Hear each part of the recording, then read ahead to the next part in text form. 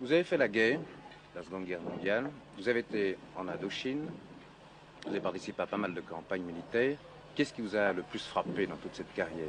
Eh bien, durant mes 23 années passées dans l'armée française, ce qui m'a le plus frappé, c'est la guerre d'Indochine, qui n'est pas du tout comme toutes les guerres dont on peut en avoir à parler. Est-ce qu'on peut dire que c'est là que vous avez connu les Chinois? Ah ben, c'est là que je connais parfaitement les Chinois. Parce qu'ils sont très forts, comme on dit. Ah, comme tous les traîtres. En général, les traîtres sont toujours forts. Vous les considérez comme des traîtres?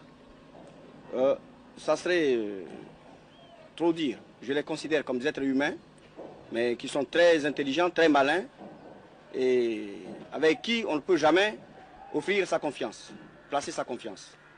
Mais pour quelle raison, à votre avis, les Chinois veulent s'installer en Afrique? Ou essaient de s'installer? Parce qu'ils sont trop nombreux. Ils sont 780 millions cette année, et l'année prochaine, ils seront, en 1970, ils seront 1 milliard. Donc il leur faut de terre pour s'installer. Vous pensez que les Chinois sont un réel danger pour l'Afrique? À mon avis, un véritable danger, plus que jamais. Plus dangereux que la bombe atomique. Parce que très souvent, les Chinois ont des arguments un peu raciaux. Ils disent aux Africains, nous sommes, vous et nous, Chinois, des gens de couleur. Est-ce que ça n'est pas un argument qui a une portée? Vous voulez que je vous dise une chose? En Indochine, un Vietnamien n'a pas le droit d'épouser une Chinoise.